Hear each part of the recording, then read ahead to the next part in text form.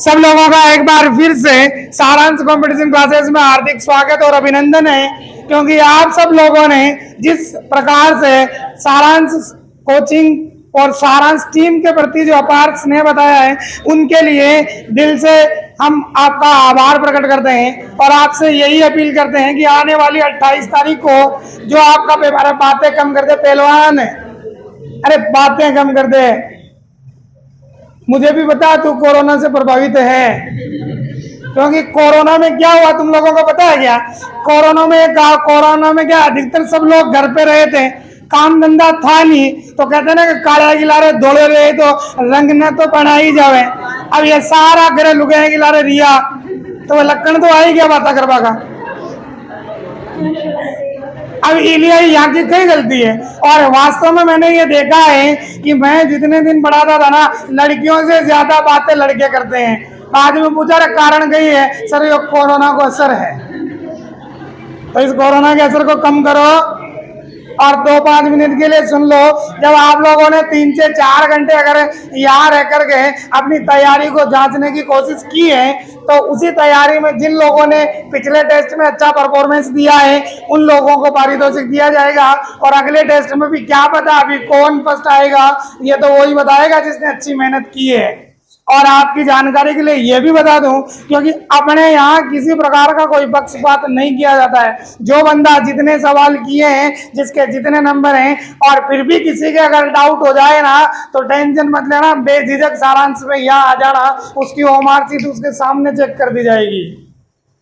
अगर किसी को लगता हो कि सर ऐसा कैसे हो गया, कोई झिझक कोई टेंशन वाली बात नहीं है। आप आ जाना और अपनी होमवर्क हमारे सामने बैठ के खुद जांच लेना और फिर बता देना कि सही है कि गलत है।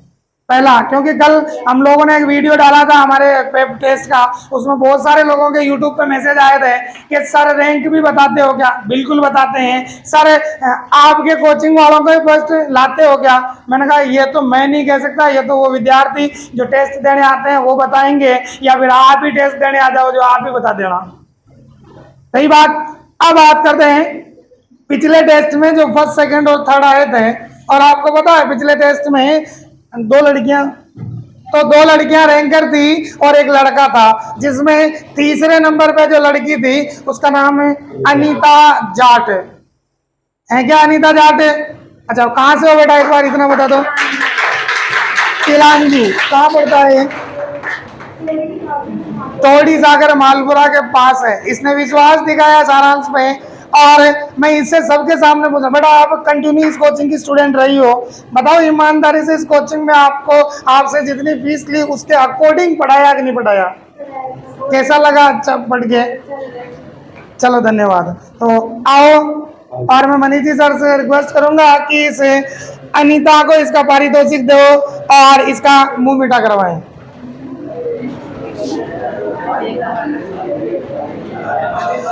ले फोटो खींच ले। कैमरामैन भी नहीं होशियार है।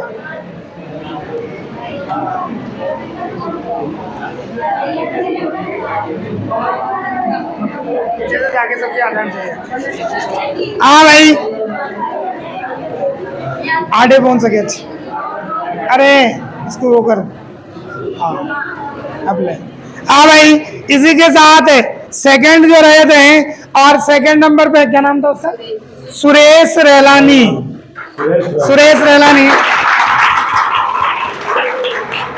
आजा पहलवान आजा। सुरेश रेलानी कहाँ से हो बंधु? बेरूखेड़ा। कहाँ पड़ता है ये? अच्छा, जोताया के पास में पड़ता। अच्छा, ये जो जोताया से जितने भी स्टूडेंट आए हैं, एक बार ईमानदार, आप इधर आ जाओ, कोई बात नहीं। एक बार मैं आप लोगों से ये क्वेश्चन पूछा, यार जोताया से बहुत अच्छे स्टूडेंट आ रहे हैं, ऐसी बात नहीं है, तो मैं ये पूछना चाहता हूँ, क्या जोताया में कोई कोचिंग चलता है? लाइब्रेरी वगैरह चलती है? तो आप लोगों की तैयारी सेल्फ चलती है या कहीं कोचिंग कर रहे हो? नहीं, कुछ तो है। देखो ईमानदारी से हम ये नहीं कहेंगे कि आप हमारी कोचिंग आना मत आना, मगर एक बार हमें ये तो पता लगे ना कि आखिरकार उस गांव से बेरूखेड़ा जोधा है और उसके आसपास के गांव से लगातार स्टूडेंट आ रहे हैं और अच्छी तैयारी वाले आ रहे हैं ना, इसलिए हम चाहते हैं कि ऐसे स्टूडेंटों से हम संपर्क करें।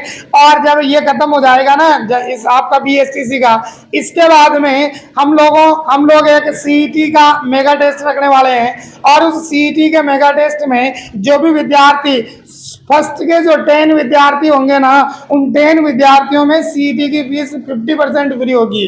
जो फर्स्ट 10 विद्यार्थी होंगे CET के मेगा टेस्ट में, उनकी 50% फीस फ्री होगी। इसलिए कह रहा हूं क्योंकि हमारा मकसद पैसे कमाना नहीं है, हमारा मेन मकसद है कि इंटेलिजेंट विद्यार्थी हमसे जुड़े और जो टैलेंटेड विद्यार्थी जुड़े हैं उनको इस प्रकार निखार के आगे भेजें कि वो हमें भले ही याद करें मत करें, मगर कम से कम अपने मन में ये तो रखें, उनके घर वालों को तो खुश रख सकें। इसीलिए तो अगले जो सेकंड जो रहे हैं वो सुरेश रेलानी हैं और इनके लिए मैं के सर से निवेदन करूंगा कि सुरेश रेलानी को पारितोषिक दे रहे हैं। और सर ये चॉकलेट हाथ में दे के चक्कर मत कहिए कि यहाँ का दोस्त बात जाते ही खोज रखा जाए। मैं जानू जी आप यही खिला के भेजो, बाद में वो ऊँटेड़ी खावी को नहीं। हाँ वरना उधर से उन दोस्तों की नजरी सी चॉकलेट में है कि हाथ तो बाजे ही नहीं।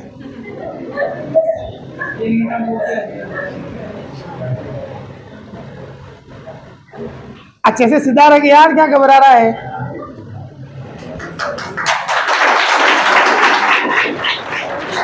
अच्छा सुरेश, आपने पहला टेस्ट भी दिया था, दूसरा भी दिया है और आज तीसरा भी दिया है। ईमानदारी से बताना तीनों टेस्ट को पेपर कैसा था? बढ़िया था। बढ़िया मतलब कैसा लगा पेपर का स्तर? पैटर्न लेवल का ही है, लेवल का ही है। पेपर के क्वेश्चन बढ़िया है, प्रत्येक टॉपिक को टच कर रहे हैं। ओके साहब, एक चॉकलेट भी ले जा। हाँ भाई, अब इसके बाद में जो फर्स्ट रैंक रही है एक बालिका और वो है प्रियंका चौधरी।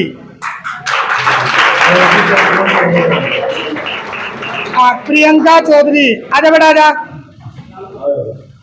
देखो ये सारांश कंपटीशन क्लासेस की सबसे सिंसियर लड़की थी, इसको कोई परेशानी भी है तो ये कहती नहीं थी, मगर हम लोग इनके बेस देख के समझ जाते हैं। हाँ मगर इसकी सिस्टर जो साथ आती थी ना, वो भी कहती तो कुछ नहीं मगर यूं आंखें निकाल बता देती है क्या कही रिया होते हैं। समस्या समझ में ना आ रही गई क्या? सही है ना रे?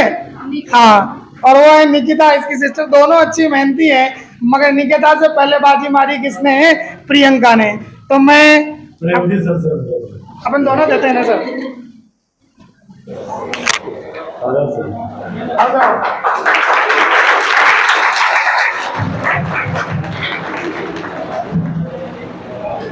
हाँ अब ये मेरे कोचिंग के स्टूडेंट है तो दो चीजें पूछ ही सकता हूँ ना।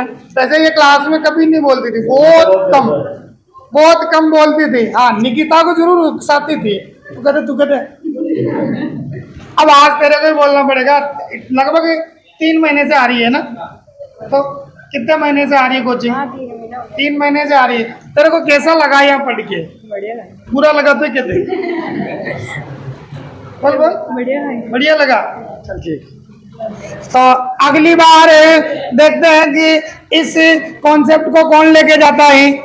और ये ओपन चैलेंज आपके लिए बता दूं, जो बाहर के विद्यार्थी हैं उन लोगों के लिए भी बता दूं, ये जो ओपन चैलेंज है ये यही खत्म नहीं हो रहा है। इसके बाद भी समय समय पर CET के टेस्ट करवाए जाएंगे। अगर राजस्थान पुलिस के विद्यार्थी जो राजस्थान पुलिस की तैयारी करें, जिनका CET क्लियर है, उनके टेस्ट भी करवाए जाएंगे। और साथ साथ अगर जो विद्यार्थी रीट के या फर्स्ट ग्रेड सेकंड ग्रेड की तैयारी कर रहे हैं तो उनके भी टेस्ट समय समय पर करवा दिए जाएंगे। और समय समय पर इसकी सूचना अगर आपको पर्सनली नहीं मिल पाती है तो सारांश कंपटीशन क्लासेस के नाम से YouTube चैनल है, उस YouTube चैनल को सब्सक्राइब कर लेना। अपने आप सूचना आपके घर, आपके मोबाइल और आपके पास आ जाएगी।